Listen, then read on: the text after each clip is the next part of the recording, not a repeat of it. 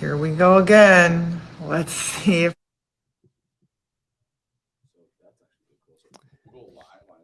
All right. So it looks like we're live on all the platforms here. Can you guys hear us? If you're watching this live, make sure to drop a comment. Let us know where you're coming in from. We're going to be bringing some heat today on this fine Friday afternoon. So get ready. So, Jesse, are you ready, man? I'm ready. Bring the heat. Let's do it. Let's do it. All right. Invite Austin into the Instagram live. Okay. Let's see here. But yeah, I'm excited. Thanks for having me on. I'm ready. If you say you're gonna bring the heat, you better bring the heat. We're gonna bring the heat, man. Austin, you got a request to get joined in here because I'm not seeing an option to do that. You want me to ask him anything? Yeah. Did he go live on his page? Your page or the Rocket page? The Virtual Millionaire Show. Virtual Millionaire Show. That's why. Okay. Cheyenne, what's up, girl? Coming in from Nebraska.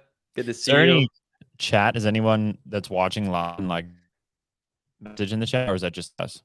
Yeah, so people are going to be tuning in from Facebook, and they're going to be tuning in from Instagram, YouTube, all the platforms. So, Austin, the Virtual Millionaire Show on Instagram, if you want to just request to join live, if you can.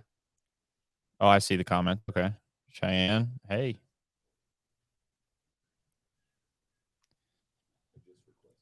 Okay, he said he just requested it.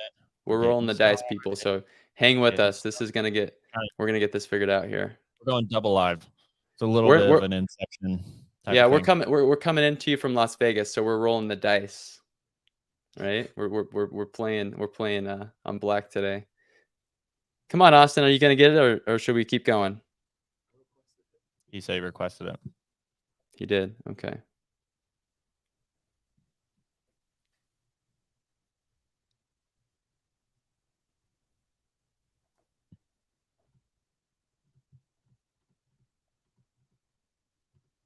Give it a second to see if we can work out the technicals.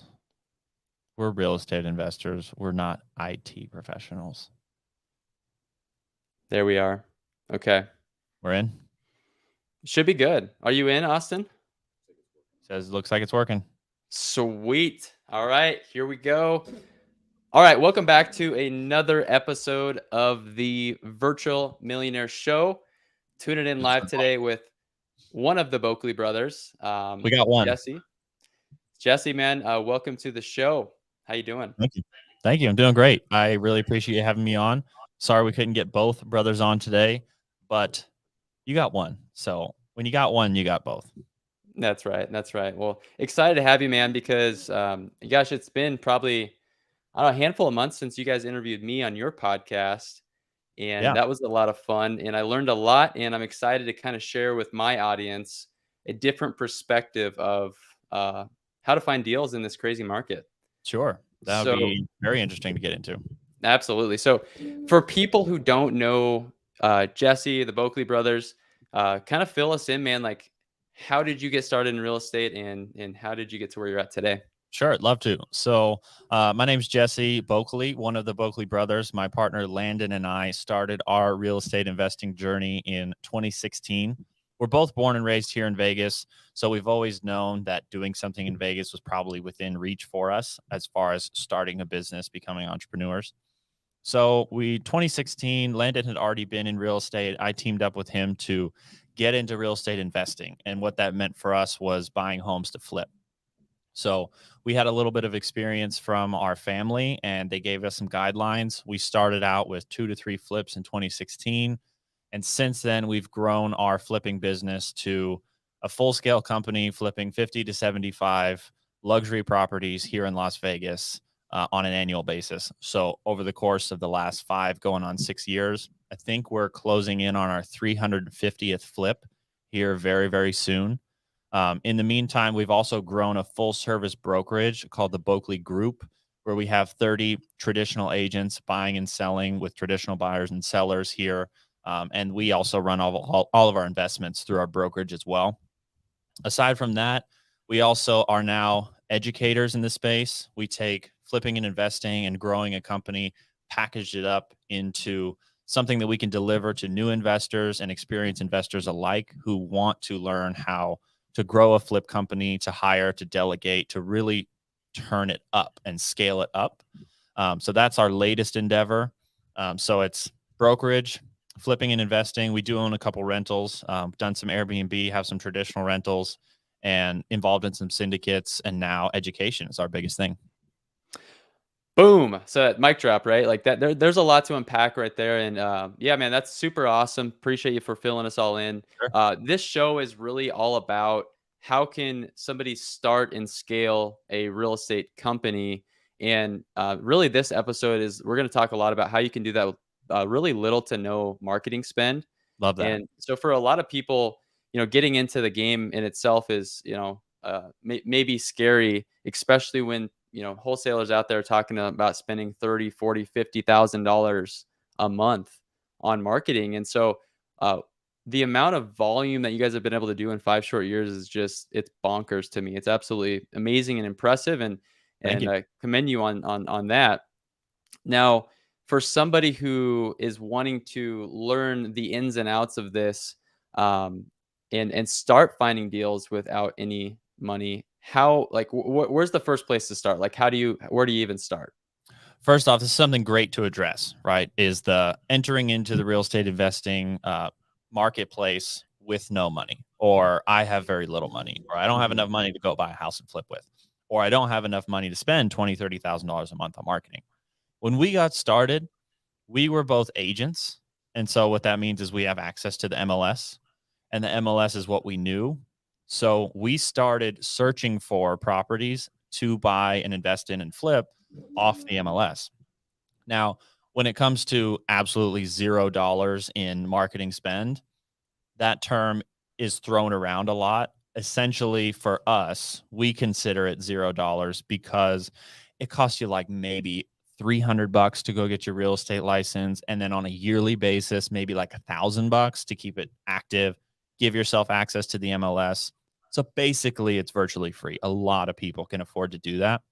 That's where we find all of our properties, and that's honestly one of the biggest draws that a lot of people have to us, because they have the desire to get into real estate investing, but wholesaling and even flipping, when you try to go direct to seller, can get super expensive. That's where you're mentioning the $20,000, $30,000 a month. And look, you do it, you have an incredible business, and I commend you for doing all that.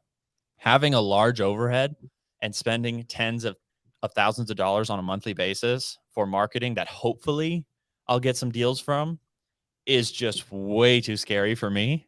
So I've lived and died by the MLS to find all of our properties. And I think when it comes to spending money on marketing, like going direct to seller, a lot of people get upset when they start, because I would consider you a legit real estate investor. You have a big spend. You've been doing it for years. Like, you get it. You're in the game. Somebody wants to get in the game. Most likely they don't have $20,000, $30,000 to blow this month. They might have That's right. 2 or 3, and they're going up against you, against other people even bigger than you. Right. So their 2 or 3 really is going to be a struggle to try and get some deals out of that. So I feel for a lot of people that want to get started and they have low budgets. So that's why I like bringing and explaining our strategy, because truly you could be a real estate agent. And if you even don't want to be an agent, you could partner with an agent who already has access to the MLS, and you don't necessarily need to be licensed yourself to do this. And it costs less than $1,000 a Yeah, year. man. It's such a good point, because like that's the biggest thing that people think about is like, oh my goodness, like I'm gonna have to spend so much money to find these deals. And Mhm. then when I do find this opportunity that I spent $3,000 for, now I got to go up against you or somebody else. And I also feel sorry for him. And looking back, like a few years ago, or 5 years ago when I got started, I'm like, I don't even like, I'm trying to remember how I even did it versus Yeah. these other big dogs in the market. And so that's where you guys have found a very awesome niche of finding these properties, being an agent, and capitalizing on that. So let's kind of talk about that, like the methodology behind what you do, because I'm very intrigued. I know that we're leaving hundreds of thousands, probably millions of dollars on the table by not using some of these strategies.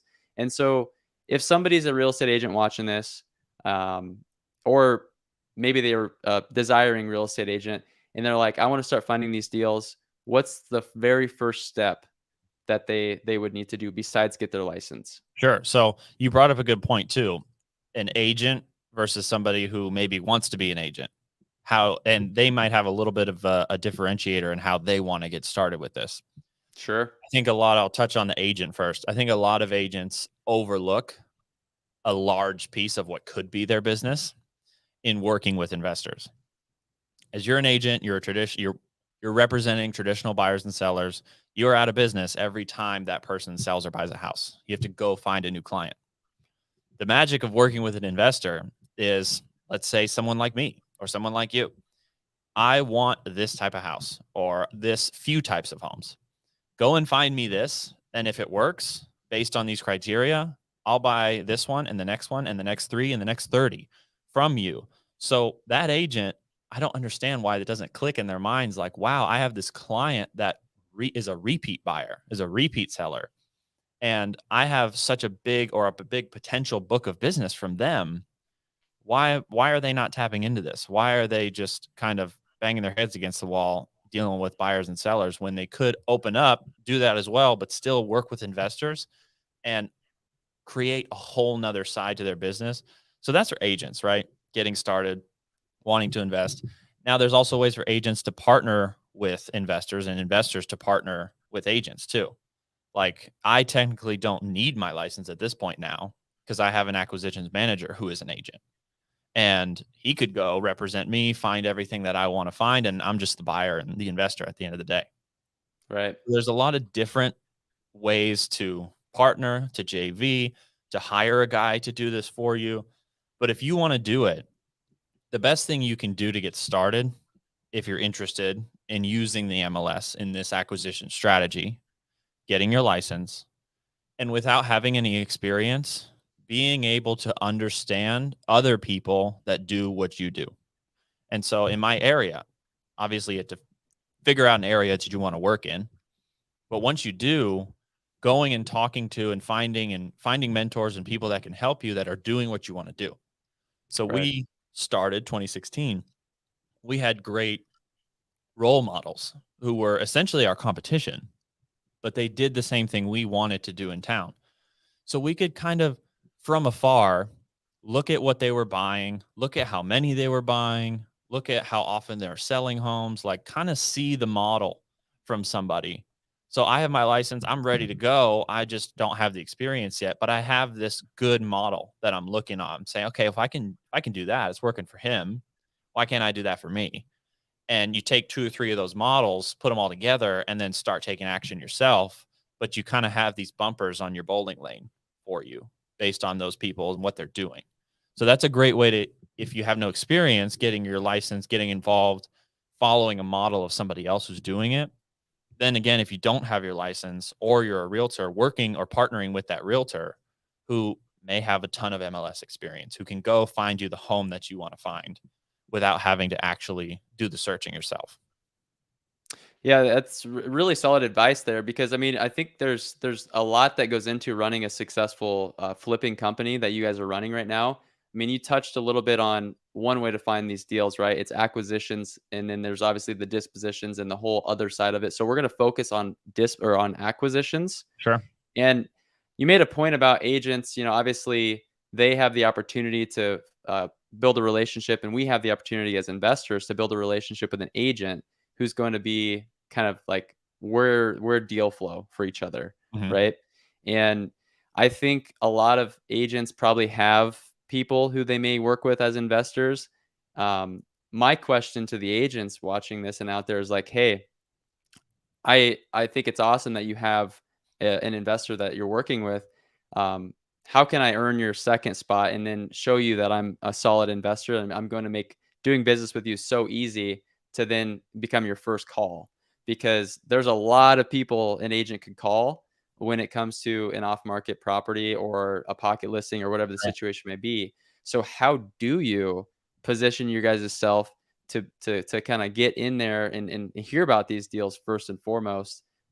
As one of the opportunities probably. And then of course you guys are doing some outreach too, I imagine, which we can get into as well. Yeah, you can expect for those agents or the agents that you would like to source deals for you or deals that would work for you to know about you if you're not taking action to share what you want with your local community. This is a great way to do it. Online, on social media, letting people know, hey, this is what I'm doing now. This is what I'm interested in. If you have any connection or you are involved in this, please reach out to me and let's talk. That's a fantastic way that everyone overlooks to at least get the ball rolling. You'd also don't have to be paralyzed of I gotta find the person and then go after them. I can't tell you how many people I've found from first, second, third, fourth degree relationships where I reach out. This guy knows a guy who has a cousin who knows a guy, and that's the perfect guy, you know. But like, I there's no way I would have found him directly. I just had to kind of cast a net and understand that I might be bouncing around, taking referrals, going here, there. I know somebody to eventually find the right person. But so to give you this a little more concisely is definitely letting the social media world know what you want. Even if you have a small following, doesn't matter. Let them know. And then being more a part of your local community as well. So whether that's realtors events, tons of stuff that realtors are invited to that you can go to and attend and network and meet realtors and hopefully meet one that's interested in doing something with you or doing something along those lines. There's also different kinds of meetups that aren't realtor focused, that are maybe more investor focused. Some are wholesale meetups, some are flipper meetups. There's a ton of stuff if you check, and meetup.com is actually a great way to find some of those. If anyone's familiar or unfamiliar with that, fantastic website. You can browse it for free. Take a look at your local meetups in your area, but you have to go out there to find the right person because they don't know you exist. Yep. Yeah, it's a great point. Like you're putting yourself out there and you just never know who's watching, right? So by doing that, you are going to get people who are seeing you, hearing about you, and the biggest thing that I found with just social media is like the consistency of it. Like it's one thing to pop in once a month. It's a whole nother thing to show up consistently daily, multiple times a day. And so I've noticed that you guys have really stepped up your social media game. So I'd be very curious, man, to see how direct correlation for you and your business, like how has that helped with deal flow, or has it? Like, Sure. from It's what a you guys great topic. And yes, it overall, the answer is resoundingly yes. It's helped us in more than one facet of our business, not just deal flow, yeah, but just to start on social media from where we started, it was a true like investment. You have to make the investment. mhm, And that doesn't always mean money. That just means your time and your commitment and your energy and your consistency. And so that's what we did. It was over a year ago when we decided, okay, we can see that a lot of people that do what we do are having great success with social media. I don't know exactly how or how it's helping them, but I know that it's helping them. mhm, So let's do it too. So we decided to invest in it. And what that meant for us, because we wanted to do it in the best possible way and put our best possible foot forward, it was a capital investment as well as our time and effort and energy. And so we paid a videographer. We met him every single week. We wrote scripts. We figured out what was interesting, what wasn't, what was trending, what was on popular on other people's pages, and started making some of those videos and putting them out there. We stuck to a schedule. And that's the most important thing, being consistent, is setting something that's achievable for you. It doesn't have to be the same as me or you or anyone else. If you can do one a day, do one a day and do not skip. So we decided we were going to do, I think, 3 YouTube videos a week, which is a lot when you just first get started. 3 long form videos a week, like 10 to 20-minute videos. yeah, It's intense. And so we did that for an entire year. And I think we grew to 2,000, 3,000 YouTube subscribers. It's a very low return for an entire year of a capital investment and time and effort and energy. And then we started to take a few more platforms really seriously, Instagram, TikTok, and those started to do pretty well for us. And so just recently, I'd say as of this year, we've really started to see the fruit of our labor come to fruition and help us, to your point, with people that are in our market or local markets saying, hey, what do you think about this deal? Hey, I got this locked up. Or, hey, I saw this from a wholesaler. What do you think about this? What's great for that is I would have never seen that otherwise. So I can attribute that opportunity, at least, to the power of social media, purely and simply. Now, Yeah. another big thing that I don't want to rant too long, so stop me if you want me to. No, but you're killing it. Keep one going. great thing I just want everyone to understand too is when you're growing a business, finding people you want to work with is also a very hard job. It's almost a job in itself. And so we've been able to post, send requests out, put on our story, hey, we just expanded here, or we're looking for this skill, or we're looking for this person, and get so many responses of either, hey, I can do that, or hey, my cousin's looking for a job, or hey, my brother could do that for you. Whatever it is, it's been so great with finding talent too. So deals, yes, of course, that's what all real estate investors want. But if you're growing a business, your team can be much more vital. And so it's been great being able to find some good talent too to bring into the team, all from the same avenue. Yeah, so I mean, I heard so many things that like it's benefited, right? There's the list is never ending, really. Mhm. What I love the most about it is like, yes, there's a time and investment right now, and time is money, but long term evergreen content, it's out there forever. And by being consistent and showing up, like that is showing people that these guys are out there, like they're doing deals. And if they can show up this consistently on social media, I can guarantee you, I know the type of person who's doing this, how they run their business is probably at a high standard or very high level as well. Great So point. that's attracting who do I want to do business with, right? Mhm. Already kind of pre-qualifies you guys as people, which I think is pretty cool. And by the way, guys, for you who are watching this live, um, comment below. Tell us where you're coming in from. If you have questions, drop them in the chat. We're definitely going to be opening up some time to get some questions answered towards the end of Perfect. this as well. But cool, man. So acquisitions wise, what I'm most intrigued about, and social media obviously has been a game changer for a lot of reasons, but in regards to the application, if I am trying to buy houses off the MLS, in my world, I only do off market Mhm. unless an agent brings me deals, which that does happen, and we've bought a few houses off the MLS or right before they went. Okay. But if I'm trying to buy a house off the MLS, which you guys are very good at, what are some of the tips and tricks? We don't have to get too far into it. Obviously, you teach on this a lot as well, but for somebody who's like telling you like, "Hey, Jesse, man, I offered 100 times on the MLS when I first got started," which I did, Mhm. and I was just lowballing and expecting all of a sudden for somebody to just be like, "Oh, sure, I'll accept your lowball offer." What's the key? Like, how do I successfully negotiate one of those deals that are listed? We're all waiting for that to happen, right? Right, Sure. exactly. Just take my equity. Yep, yep. So I do have a few of these things, and I'm going to touch on a couple of them right here on this live. But if anyone really does want more in depth, that's what we specialize in. So you can definitely check out our pages, check out our Instagram, our YouTube. And if you're even interested in our academy, you can definitely sign up to get really granular in a lot of this stuff. But there are some really key points I think that I could share. Most people overlook. So what you probably did when you started attacking the MLS, I'm going to send offers like crazy, right? How Oh many yeah. do you think you were sending a day? I mean, it was probably like 5 or 6, which to me was a ton because I was working a full-time job and I was like having to run the numbers on these. I mean, they weren't just completely blind. I was actually having to put some thought into it, and I'm like, okay, this looks about right. I'm going to send it over. Mhm. Having the call with the agent, the text, the follow. I mean, there's just a whole lot that goes into A it, so lot it of took work. a lot of time. Sure.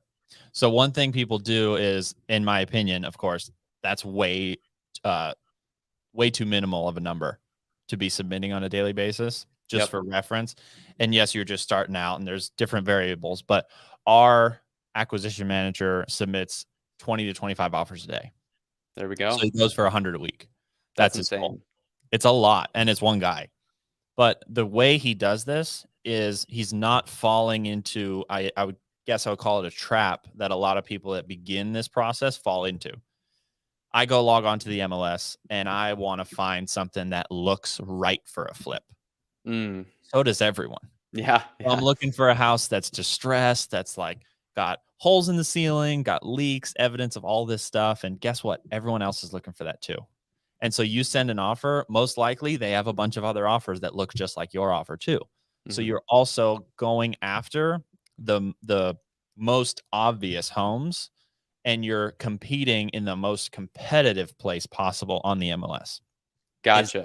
The obvious evidence stuff. So when the people are putting like fixer upper in Right. the description, everyone has a queue. So when a fixer upper goes to market, it automatically pings them and the 800 other real estate investors who want to see those properties too. Fixer upper, needs work, TLC, handyman special. Yep. I could go on, but there's a bunch of those, and that's the low hanging fruit, right? Yep. There's nothing wrong with submitting an offer on that property, but submitting an offer and only looking at those properties is where you're going to get really frustrated because you're not going to get a lot of results. It's something you want to pay attention to, but it can't be your only strategy. So one thing that I see most people do is they mentally disqualify homes based on what they see on the MLS from submitting an offer. And so what I mean by that is I'm scrolling through, oh, I really like this neighborhood. There's one here that has handyman special. Oh, I'm definitely going to send an offer there.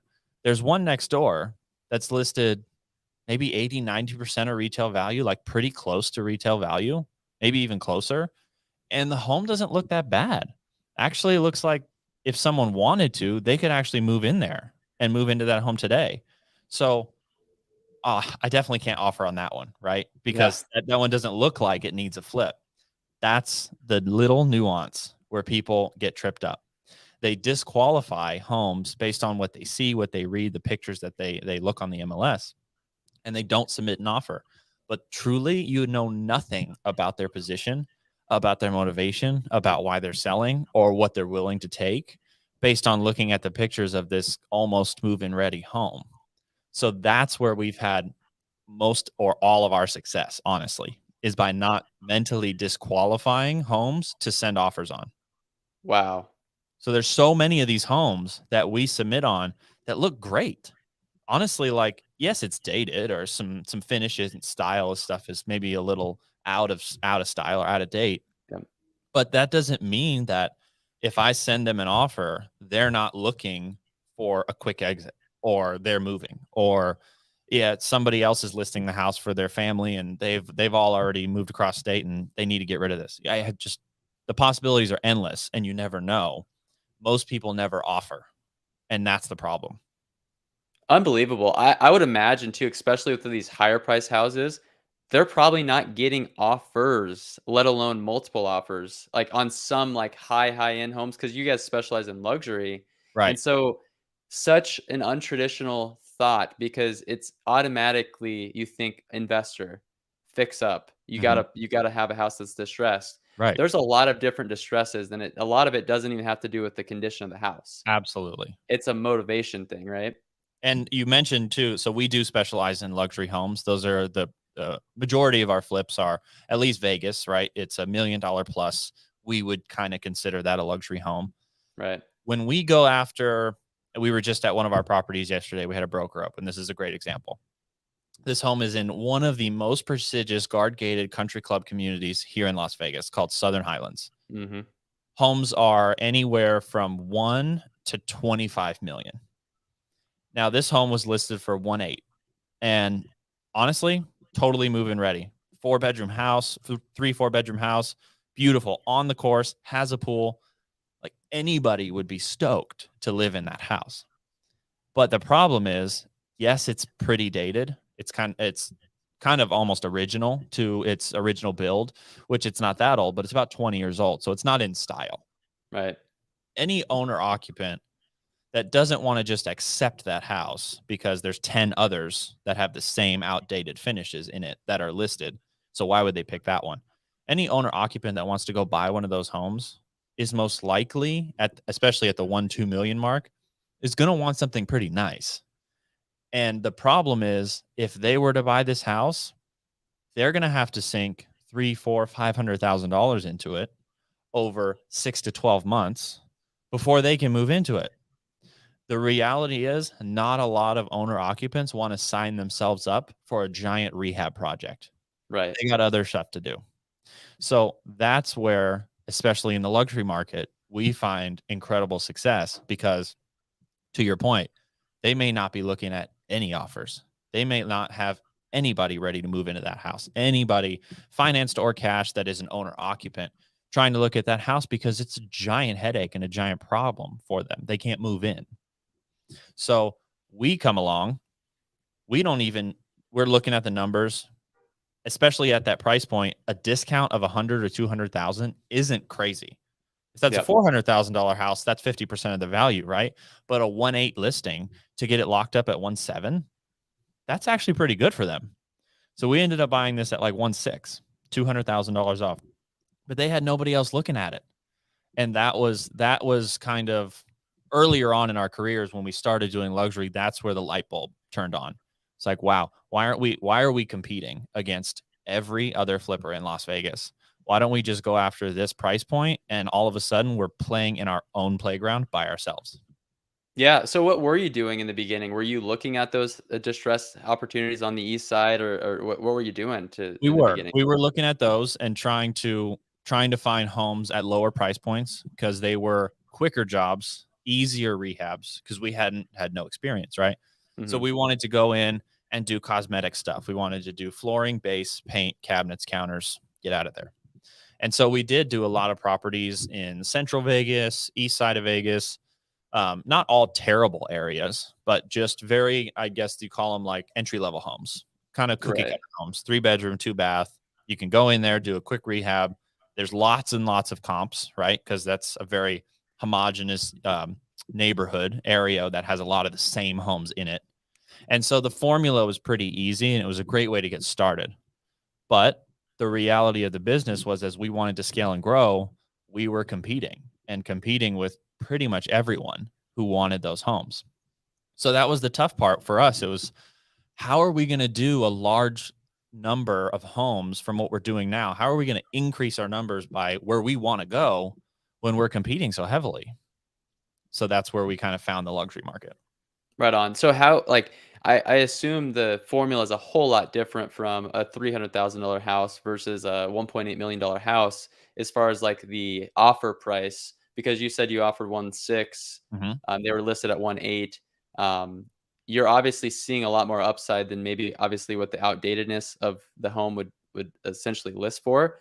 And with that comes a lot of risk, right? So higher risk, I would assume higher reward. So how are you, do you have like a minimum requirement that you would need to make to take that much risk on? Because in my mind, like anytime I look at $1 million house, I'm like, oh my gosh, like money costs, like so much expense. Yeah, like it's so much money to have to come out of pocket with. Obviously not out of pocket, but you know what I mean.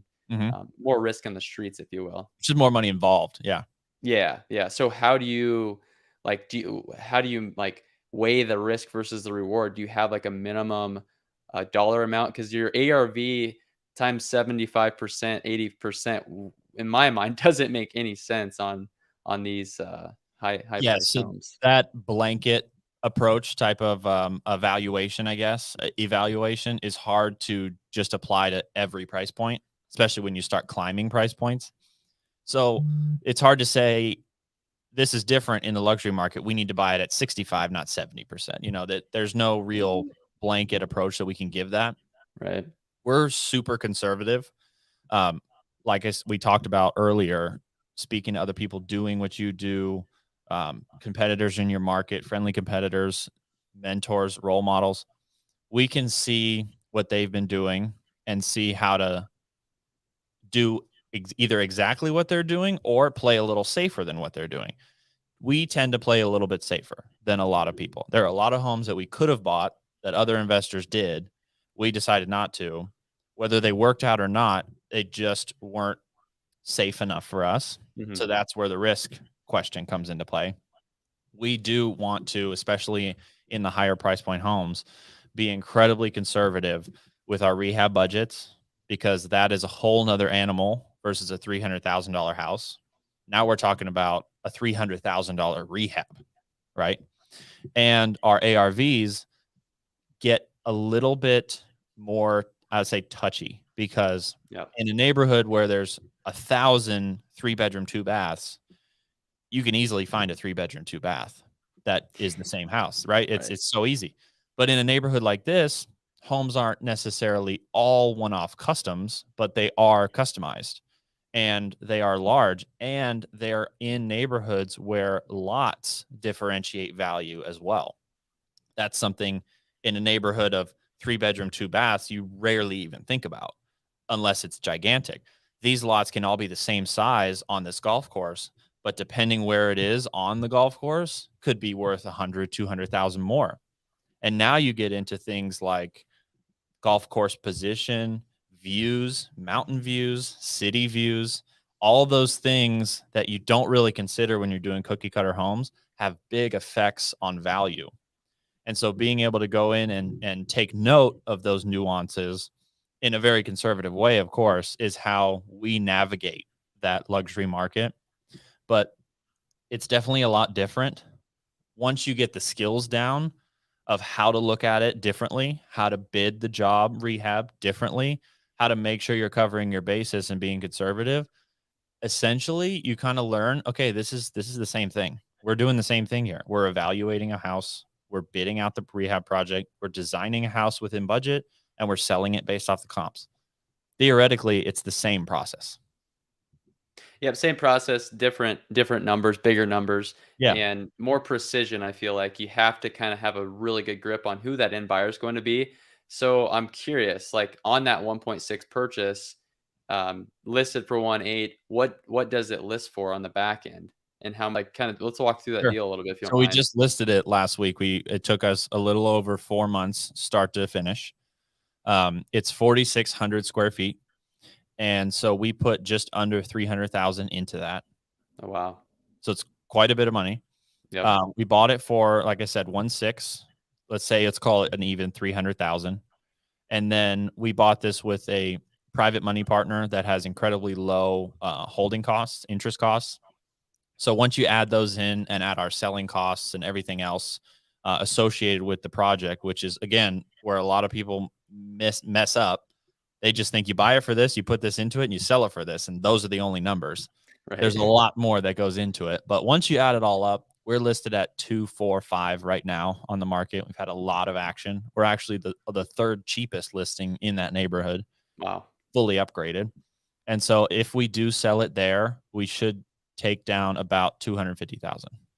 Yeah, I mean, that's not bad for a 4-month rehab, right? No, it's great. And your earlier question was, what is your, I guess, like threshold with where you buy these? So generally on any investment on a flip, we try to make 10% cash on cash return. Mm-hmm. And so what we try to do with luxury homes is just increase that a little bit to like 12, 14%. Right. So we just try to run our numbers with a little more meat on the bone. Okay. So that makes perfect sense. Now, there's a lot that goes into the flipping side, which I don't think we'll have time to get into too deep today. But can you kind of touch on, like, how you're able to keep a handful of these projects going at once, because there's a lot more cash outlay? So somebody actually had a really good question.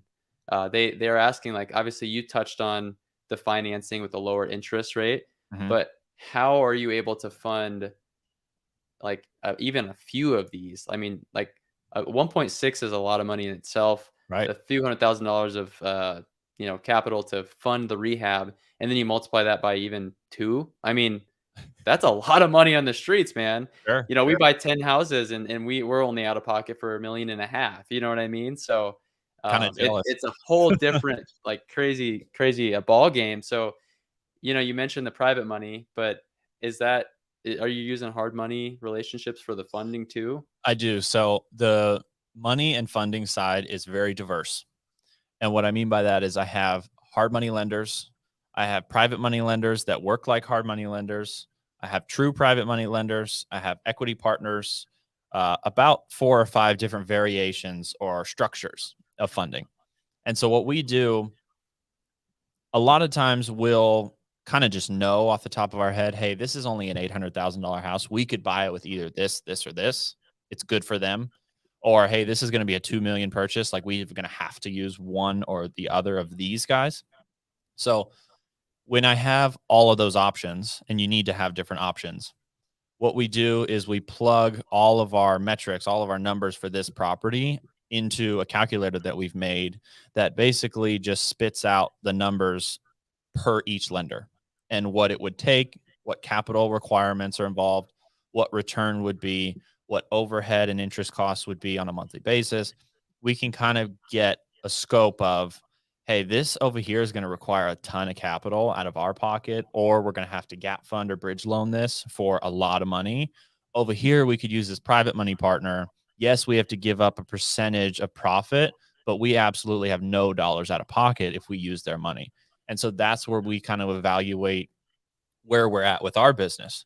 Do we have excess capital reserves? Are we willing to go invest ourselves? Do we not have those reserves? And would we like to use a private money partner to take down this property and fund it so that we don't have to use our funds?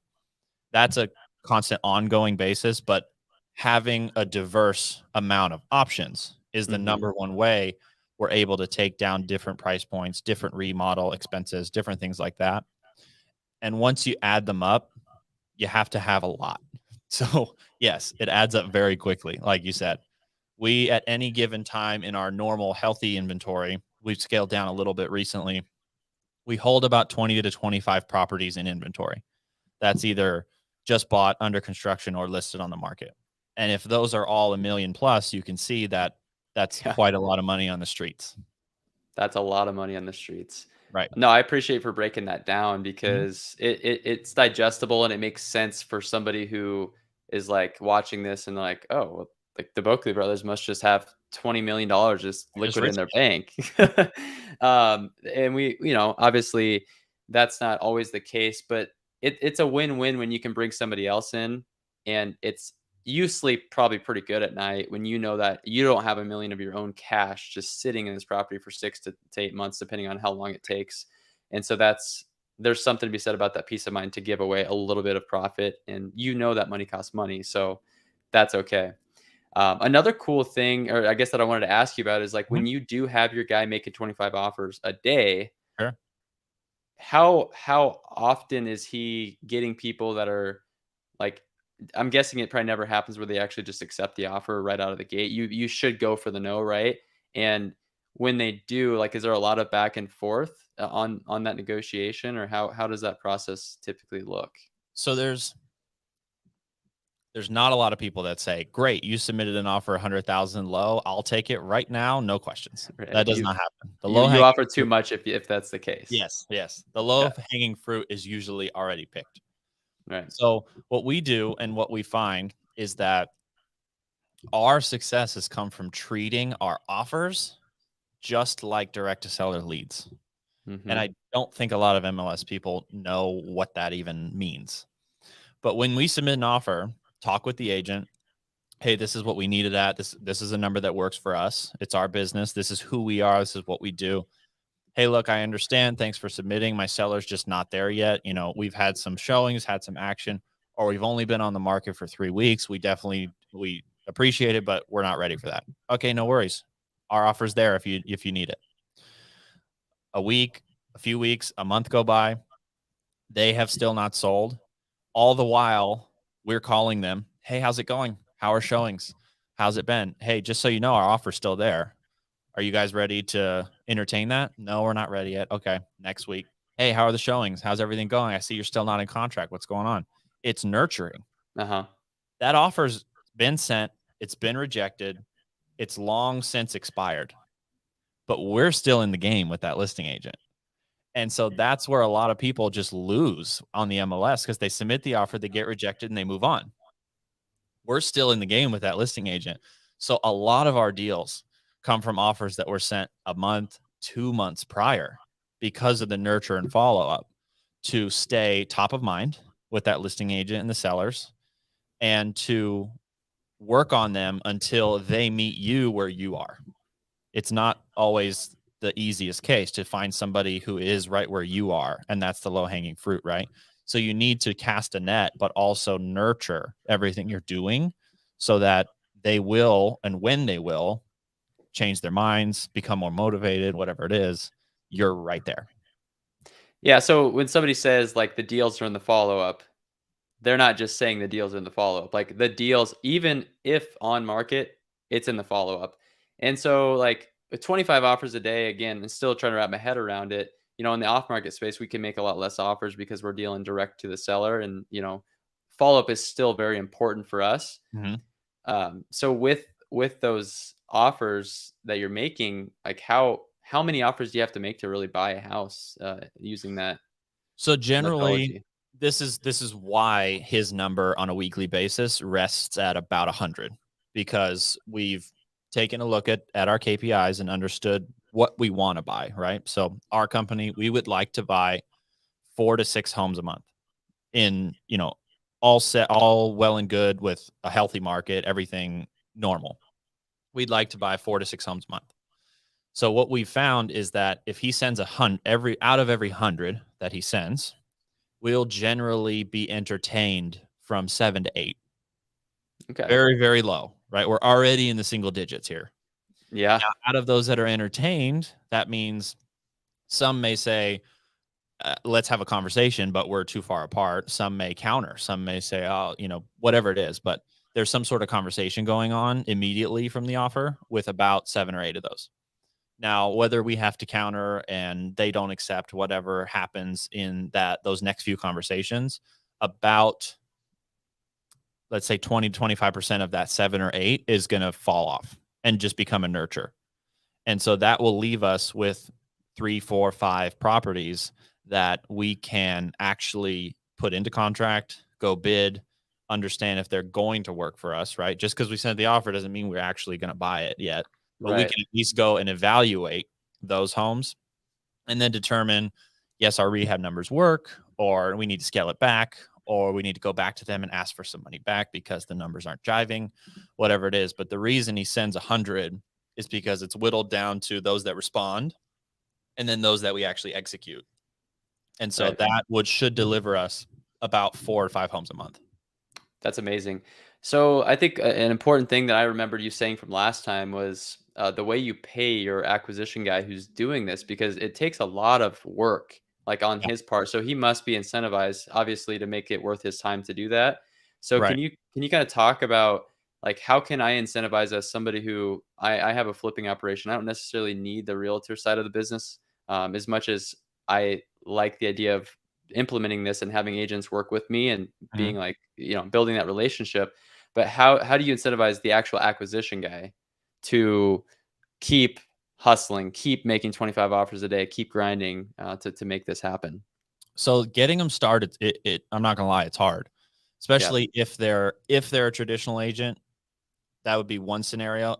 Or also another hard scenario is if they are just not doing any business. Right. On top of that, if you're not a full blown company ready to buy 4 homes a month, then that's another element of difficulty too. Yeah. Because let's say, okay, I'm ready to buy one. Once I buy one, I might not need to buy one for a while, right? So it's tough, but there's different levels of realtors that are good for different situations, like I just mentioned. For ours, let's just speak from experience here. We are a company that looks to buy that many homes. For him, understanding and our relationship with him is a true partnership relationship. He doesn't do anything else besides look for us. And our deal is that for every home that we buy, the magic of commission takes care of our acquisition agent. So there's no need for any other fees or anything to tack on like you were direct to seller if somebody brought you or a wholesaler brought you something. There's already money on the table. Yeah. And when we're talking luxury homes, that's not a little bit of money either. 2, even 3%, right, of $1 million. We're talking a good chunk of change here. So our deal with him, granted that we've scaled to volume, is that we will split commissions, whatever is offered on the buy side, 50-50. And so if the normal is 3%, right? 3% of $1 million, 30 grand. He gets $15,000 if we decide to buy that house. Yeah. That's fantastic. A lot of realtors would work with a buyer to go buy a $500,000 house and show them 300 homes and work for months and months and months, and then finally get one accepted, and then finally close it and make 15. For him, he sat at home. He's got a home office. All he did was what he likes to do, talk and negotiate. Doesn't have to deal with clients, doesn't have to show any homes, only has to deal with one buyer over and over and over again. So half is more than fair when you can see the volume and what that means for him based on how many homes we buy. So in terms of what that means for him at the end of the day, splitting commissions last year on 58, 59, 60 homes, somewhere in there is like what we had actually bought and closed. I think he made close to 700,000, which puts him in the like 10th percent of the 1% of realtors. Yeah, For that's dealing with one client. insane. That is absolutely insane. Well, there you guys have it.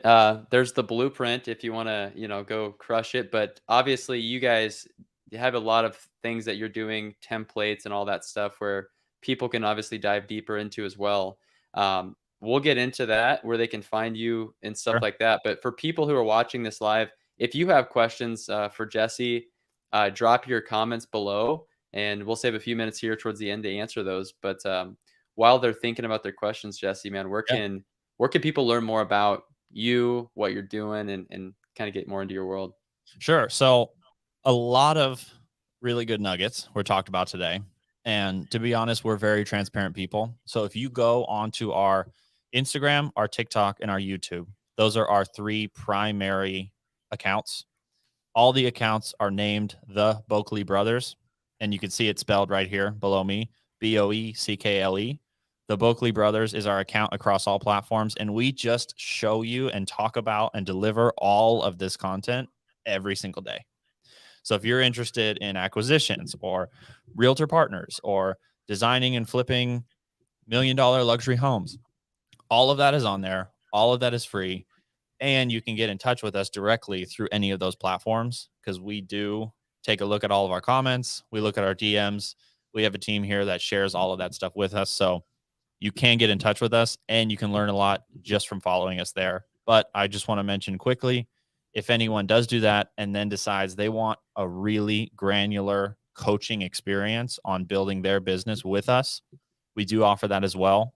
So you can DM us on any of those platforms and let us know you're interested. It's called the Boeckle Brothers Boot Camp, and it's a quarterly class where we take you from start to finish on how to build a flipping business and what's worked for us and teach you those skills. We are the coaches. You see us every week. It's very hands-on, and I highly suggest it if anyone really wants to build their business with a great guideline. So good. So yeah, you guys are definitely going to want to go follow the Boeckle Brothers if you're not already following them. I know I've learned a lot, and I feel like we could probably talk another hour on the disposition side. Easy. Obviously, we don't have time for that, but I really appreciate you coming on, man. It's been awesome. And anybody have any questions before we wrap it up? Yeah, last minute questions, feel free. And again, thank you for having us on. Let's get back on and dive into another topic, maybe in a couple days or weeks, whatever works for you. But I'd love to do it again.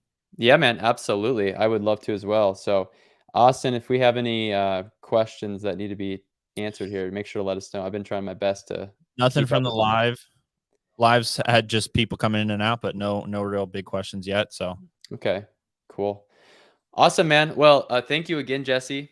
Does he get a question there? Yeah, he said have one question. Is the coaching one-on-one?